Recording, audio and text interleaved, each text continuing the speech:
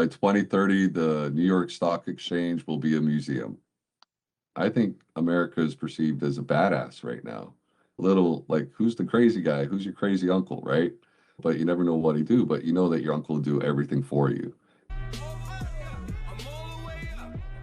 Good morning, Vietnam. Welcome to the Money Matrix podcast, where smart money finds a smarter way. I'm Meyer Dalal. Jason Mantione. I am in Wellington, Florida, the Free State. JRod here in Gilbert, Arizona. Alan Hastings, Los Angeles, California. Yes, the blue wave, representing the blue wave. So today's going to be interesting. We got a couple of topics to talk about. First one we're going to get into is the blue wave.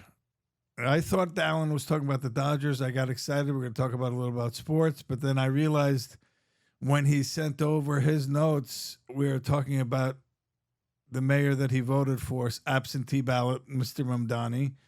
Second topic we're going to get into is the age of the first-time home buyers dramatically gone up. And tied into that, obviously, we're going to talk about the market and the rates and what's happening with the government shutdown. So I think it's going to be fun and interesting. But let's start right off the bat here. Alan, I know you're thrilled about the new mayoral candidate, the winner of the New York candidacy, Mr. Mamdani. Yeah, I sent in 6 ballots. That's it. You absentee voted, you went there and voted, and you also had a couple of immigrants that you took with you and voted as well. That's it. So you did, and you gerrymandered in between. Needless to say, you're thrilled. How do my other panel members feel about this? No, is that me? I'm going. Yeah, that's you. Yeah, Rod. Mr. Rod, you can go first. I'm excited that the blue wave went ahead and took away rights from the Californians, even though they voted for it. Now they'll be able to fix their maps the way they exactly want it, and definitely rig it as best as possible. And they're all sold a dream about it's because of Texas, but they forget that Texas was ordered to do what they did because they messed up before. They were doing the right thing. As for New York, I wish you guys the best of luck. We only want the best for you in this time. Just know that other states are very excited to help you with your housing applications and your job applications, because we will not be having free grocery stores. But congratulations on winning a Democratic state and voting for a socialist. Wow. Now, me, as being a longtime New Yorker, recently moved to Florida 3 years ago, but I am a New Yorker through and through. I feel that this is the icing on the cake of the Democratic Party finally failing in full. They failed in full when Trump took every swing state and they just had no direction. And here it is, where it was a Democratic run state for as long as I can remember. And they finally have given up on the Democratic Party and have gone with a socialist. So I just feel that it is an utmost complete failure. And I am very scared for my family. I've had a lot of emotion in it. I know I do, and it shows through, but I am not happy to see the outcome. Obviously, I want it to not be what I think it's going to be, because I do have family there and I'm a New Yorker, but I'm very nervous of what this outcome is going to become. I think that this is a signal of let's admit defeat, but also let's be hopeful about something new. I think that the take that Democrats lost 2024 because they had no direction is very true. I think that New York has obviously been a Democratic-run city and state for a long time. That's very true, that the failed policies that they're trying to get rid of are not Republican policies, they're Democratic policies. I agree with you guys. This gives a very grassroots feeling of a population that's deciding, let's see some change, let's see something new, let's see policies that come in that could benefit more people. I think that he won in such an absolute landslide. He took 78% of voters under 30. He took 66% of voters between 30 and 44. It was like not even remotely close between him and Cuomo. It was like a 10-point blowout in absolute total. And it's true that the policies that he has would draw a line in the sand between these upper classes and the middle class. Everybody seems to think that the wealthy being targeted is going to cause more problems that it solves, but it's pretty clear that the people of the city want those policies. They want those things to at least be tried. Let me ask you this question. Look at who he was running against. Curtis Lee was out, doesn't matter. But he was running against Andrew Cuomo, who basically is known for killing all the elderly people in COVID. That's who he's running against. But meanwhile, Cuomo got people to endorse him and push him through this where people hated him. They couldn't even look at him. That's how bad it got. And look, it's all the younger voters. Of course, you appeal to them. Yeah, I'm going to raise minimum wage to $30 an hour. I'm going to give you free food, free busing, free transportation, free everything. That works for sure. When you don't know any better and you're young enough to believe that works. But for someone who's 40, 50, 55, 60, 65, they've worked, they understand what that is, they realize it's not a reality, in my opinion. And the wealthy that you're going after and taxing, if you take, there are 265 billionaires, I think they said. Now, if 10% of them leave, that's called 26 billionaires leave that are paying at least $100 million in tax a year. Where's the state going to get that revenue from if they just decide to leave? They'll make money regardless. Their properties will still be in New York. Everything will still be in New York, but they won't pay the New York tax to live there. There's state and New York specific tax that you pay on income. They won't pay that. And they'll leave. They'll have to pay, their businesses will have to pay tax. But needless to say, what's going to happen? If those people leave, how do we generate the revenue? Okay. Yeah, I think that this is a pretty obvious example of what you're saying, where younger people want these things, older people know better. At what point should we not vote for our interests, right? If we've had a system for 20 years that has failed and failed astronomically, and we're voting for something new, we think that it may work, we think that it may not work, but at this point, let's try something. And if the younger people support these policies, they'll learn the hard way. If they don't work. But still didn't answer the question, though. Where's that revenue going to come from? I don't believe that the billionaires are going to leave. I don't think 2% is enough of a hit for a billionaire to be like, you know what, I'm going to give up all the benefits of New York City, right next to Wall Street, this is the wealthiest city in the nation with the most billionaires in the nation. They're there for a reason. They're already suffering high taxes, right? They're not just going to pick up and leave over 1%. There's the customer base, the revenue that they're generating is not available anywhere else. Otherwise, they wouldn't be there in the first place. Listen, that's a valid point you make. You don't think right now, surprisingly, you don't see any panic, any craziness either. But realtors down here and companies down here are preparing. I already spoke to a couple of my investors and are saying, listen, I have money to deploy. Where am I going to buy before things get crazy? And prices already changed here. Already you saw listings prices adjusted up because people are saying, okay, there's going to be a big exodus. Well, I heard that the Wall Street was moving to Texas, the second largest GDP in the country. That's what I heard too. By 2030, is actual Wall Street, Dow Jones, and everything, like the whole thing is moving to Texas. They're going to take Goldman Sachs. They're going to take other bigwig companies with them. And how many employees is that? How much? They've already moved down here to Palm Beach. Also, you had big companies come down here, but they're still building. Yeah, for sure. Getting ready. And the one good thing that COVID showed is that you can work. A lot of these companies can work from anywhere. Yeah. That's why I don't think that they're not going to leave. That's why I think that if that didn't happen, I would definitely be leaning more towards you, Alan, with them not leaving. But because that happened and they know that they can make money from anywhere with a lot of these businesses, I think there's going to be a massive exodus of people relocating in general. By 2030, the New York Stock Exchange will be a museum. Did you see what the governor of Texas said? Anyone coming from New York, we're charging you like 100% tax. How does he do that? How would you even do that? Yeah, don't come. Straight up. But you know something interesting, and I think there's a lot of fear-based and fear-mongering going on too, because in my social media, I'm not all over it. I really have it just because of the company. So when I go on like Instagram and Facebook and whatever, all my feed is this guy going into a grocery store and they'll be like, no, you don't have to pay for anything. Everything's for free. If you want money, I'll give you money back too. Here you go, money. And they're on the train and they say, God willing, inshallah, we'll be at the stop in the next 7 minutes. And then you hear Allahu Akbar. 8 out of 10 of the feeds is that. I don't know if you guys are seeing that on your stuff, but mine is blowing up with that. On TikTok. I do. I think there's a lot of ways that people can perceive what we're talking about, and it's not that we're anti-Muslim or anti Exactly. any certain place. It's just to wrap it up in a nutshell for me with Mamdani is he won the sixth grade class president by saying we're going to get free vending machines. We're going to get 15 more minutes for recess. And we Yes. don't have to do gym if we don't want to. Even if any male can compete in a women's sport, like anything like that. Wow. That's what I feel like he won. Congratulations. Alan, what's your Well- feed? What is your feed like?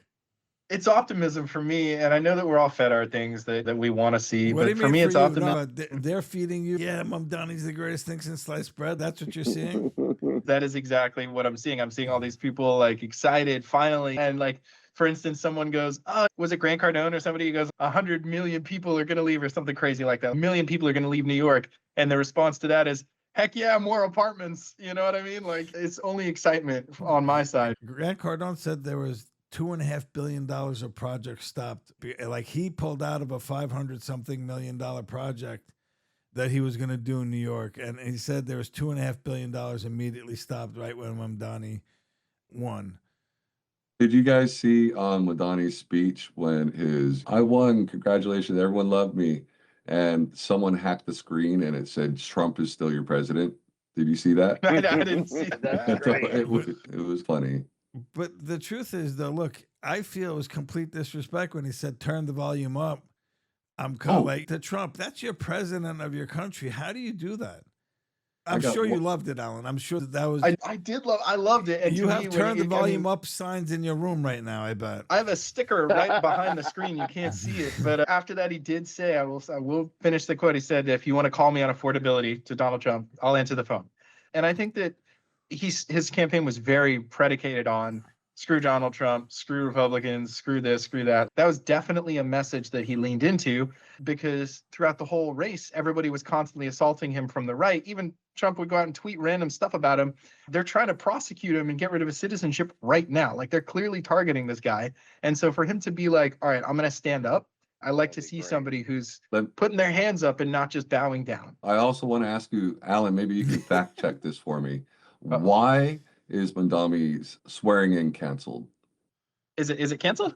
Is it canceled? I don't know. Let's check the facts. I can't find any credible source confirming that Zohar Mamdani swearing in has been canceled. All reliable news outlets say he will be sworn in on 1st of January. Is there something wrong? What I heard, and it came over our news feed here in Arizona last night on the main news, okay, is that he will not go ahead and do that because he did not want to swear to the Constitution of the United States of America. Didn't hear any of that. So if that's true, how do you feel about that? Because this is your country that gave you everything.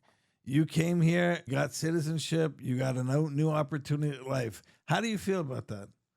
If that was actually true, I wouldn't support it. I came over at the age of 3. My parents came over for work. My dad actually worked in the movie industry, and he was a transplant from New Zealand. He actually started a business here. And after 15 years, I got my citizenship. Actually, I was 13 years. I was grandfathered in when my parents got it when I was 16. I've experienced the benefits of living in the United States. The Constitution has only benefited me. If somebody were to come out and say that, I wouldn't support it. I wouldn't support it. So let me ask you a question. Assume that happens. No one can unring the bell. They already elected him. Now what? It's a great question. What do you do if a mayor promises you X, Y, and Z, and then like within a year they've done exactly the opposite, right? Can you hold a impeachment for a mayor? Is that a thing? I don't know. I smell a setup. No, I'm legit. I don't know. But I do want to ask, what do you guys think about the fact that this wasn't just a Zoran win? We also flipped Virginia to Democratic governor. And it seems like Prop 50 passed in a landslide in California to redistrict.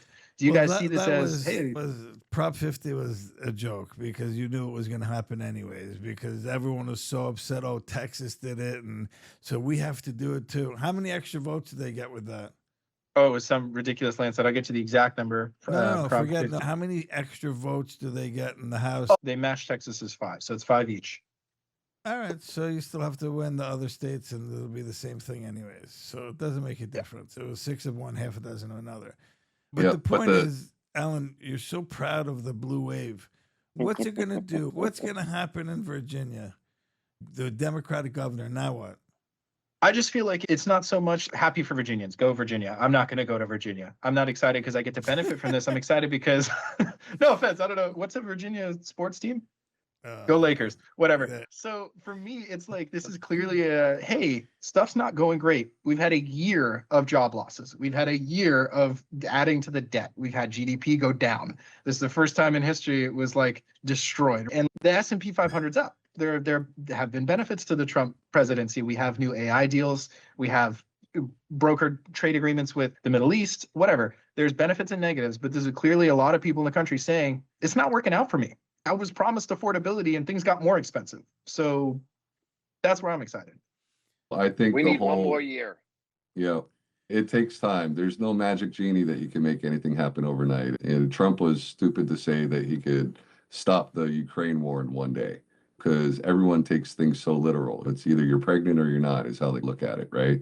If you're holding that, I challenge you to celebrate the wins because the wins are not just for millionaires or billionaires and the upper class. The wins are for America, and that's the general census of what's going on. The border's under control now. We're looking at a lot of increase in increased trade deals.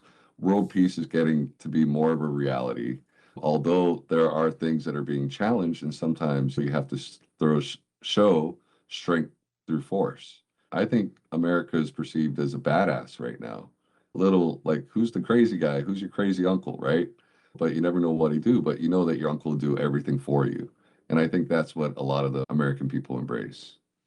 And definitely one of the winners is NVIDIA stockholders. Yeah. Let's flip over to something very interesting here. The average age of first-time home buyer is now up somewhere into the mid-50s.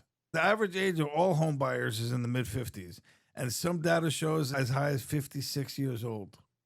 Crazy. First-time home buyers Considering that. only make up 21 to 24% of the market, whereas 20 years ago, that number was 35 to 40%. So, Alan, you're the younger one out of this group. This is going to go back to you, and the question is, why are younger people staying away and not buying homes? Listen, again, obviously, if you live in LA, it's going to be very hard to do that. So your thing is, I'd rather rent and just live in LA rather than move a little bit further out and possibly be a homeowner. Younger people in general, what's the thought process as to why homeownership isn't as important? So to skip affordability, because I think affordability is the biggest thing. We're now in an age where your work doesn't require you as much to be in a specific place. Like, I don't have to show up to an office. I can work remote, right? So theoretically, what you should be able to do is buy a cheaper home further away and then work remote. But it just doesn't shake down that way. A lot of people are valuing, and we did a podcast episode on this. A lot of people in the younger generations are valuing other things over home ownership: convenience, the flexibility of renting, being able to move. We saw some silly things like that having internet in your apartment as part of the rent would mean that a Gen Z person would be willing to pay like $100-something more a month. There's this weird shift in values in the younger generation where owning a home, it doesn't seem like a priority anymore. I'm not 100% sure why. I'd love to own a home. Maybe I'm not as young as I think I am, but it's just not priority number one. Is it priority number one for you? I think, yes, for me, it has been for a long time. And I've had this discussion with you in the past as well. One of the big things I wanted to do before I got married was own a home. It's just, for me, the affordability is the tough part, because you have to make the decision of, am I going to live where I want to live, or am I going to own a home? And right now I chose to live where I want to live. But if you think about it, the average person called 50 years old.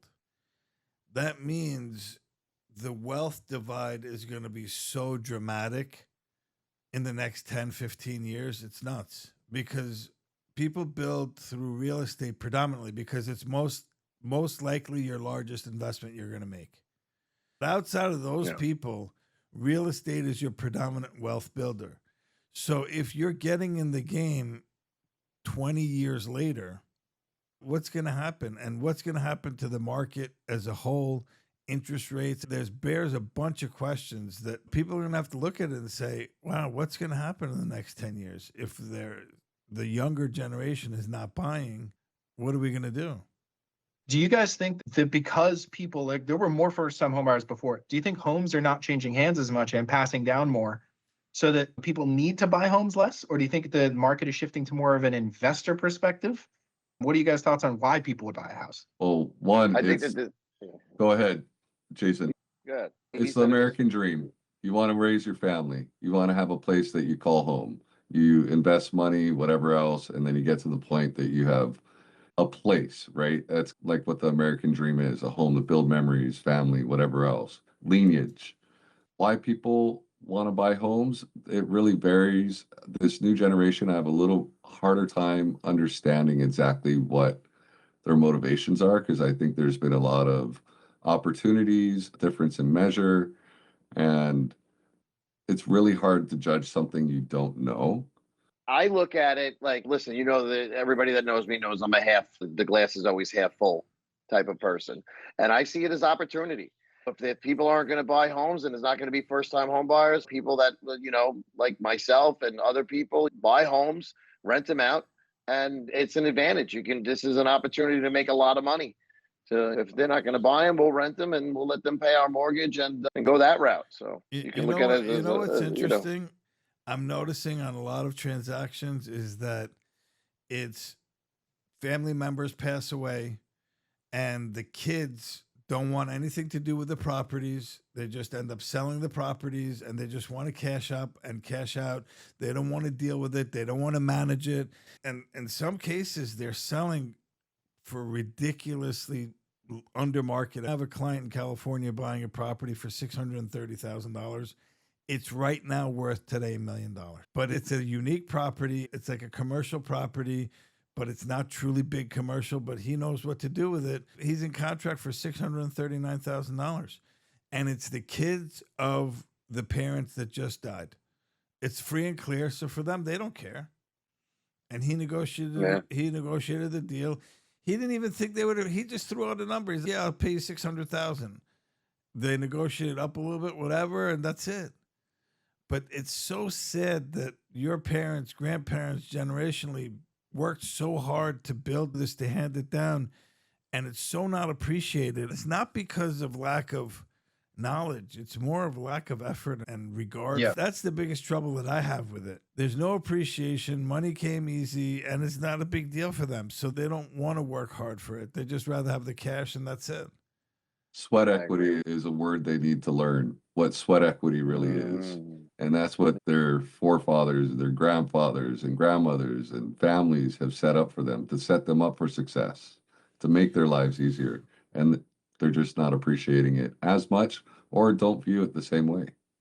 And home ownership is like number one. Like I had this conversation with my mom maybe last year. She's got a 2% rate from COVID in her condo, right?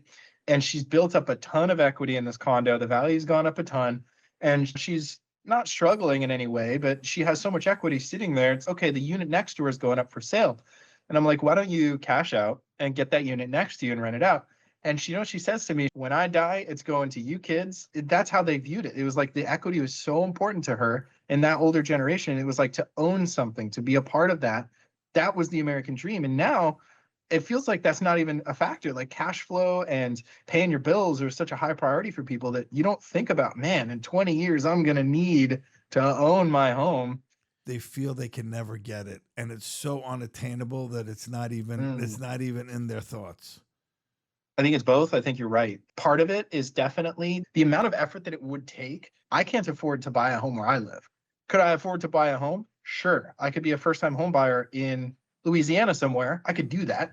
But am I going to put in the effort to start that now? No, because I'm making this conscious decision. And I think that in a multiplicative way is what's happening for the younger generation. You can afford to buy other places in Louisiana. That's a little bit of an exaggeration. Yes. In Manhattan, in those areas, 100%. It's very hard for kids to be able to do that. I see that with my son right now, who graduated, he's got a good degree, he's got a good job, but he won't make enough money to be able to do what he needs to do. Thank God we have the means to help him. Are kids so overwhelmed by this, they completely push it out? That's just sad, because at the end of the day, that's what the cornerstone of America was about. Now, let me throw another spin. Do you think being an immigrant makes a difference?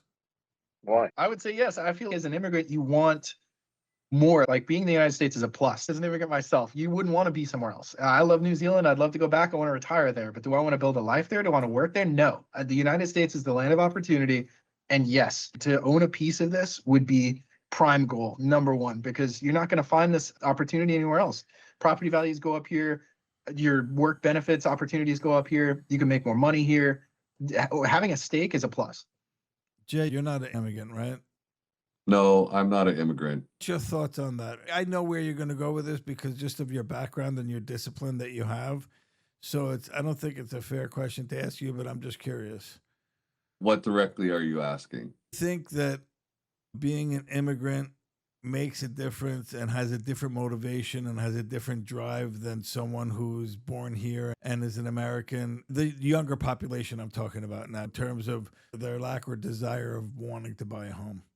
That's an interesting position because my position has always been told and indoctrinated into me that the American dream is to own a home and raise your family. And that's what has been sold on the doorsteps of America as the land of opportunity that welcomes all immigrants the legal way or however else, right? That's like what the American dream was based in. And as for myself, growing up in Hawaii and being the 50th state was still America, even though we're 2,500 miles to the west. It's one of the most unaffordable states in the nation with the median home price of starting at $1 million for a single family home. And I'm talking that's a knockdown, tear it down, crazy rehab that you got to do with single wall construction from the 60s and the 50s. And it's really the land becomes what has the value, not the home. But you would buy. I would buy in certain places for certain reasons that would suit what I want. The metropolis of the main city of Honolulu, it's starting at $1 million as a medium home price. If you're sitting there and trying to think, I want to buy a home, but I want to put 20% down, there's not people with the price of living with everything being imported that I have $200,000 to go ahead and put down on top of closing costs, reserves, everything else. It really needs to be, it's an affordability crunch. The next question. Do you see a drive and a motivation between someone who's born here and an immigrant? Do you see the difference between the two? I do 100%. I say it all the time on the podcast, laziness breeds inefficiency. And I think that I give a lot of props to the immigrants who come from a situation and the work that they go through and their work ethic and them wanting to have that home and not only have that home, but also support and share their winnings with people back home and help lift other people up. I've always really admired that. I function and I operate with a chip on my shoulder because I'm an immigrant. And it's very hard for me to get my kids to do that. Some of them have it, some of them don't. I have 6 kids, and I can say right now for sure, at least 3 of them have it. You know, The verdict is still out to see on what happens, but I'm curious to see what happens. And God willing, listen, that changes because it's sad. I really would like to see the home ownership improve. And Absolutely. We got to bring the age down. anyways, gentlemen, thank you so much. God bless. Have an amazing day. Thank you. Thank you. Go everywhere at Go MBank, Instagram, LinkedIn, Facebook. Thank you. The free supermarket store. Free, yeah. free supermarket. And I don't have to pay rent.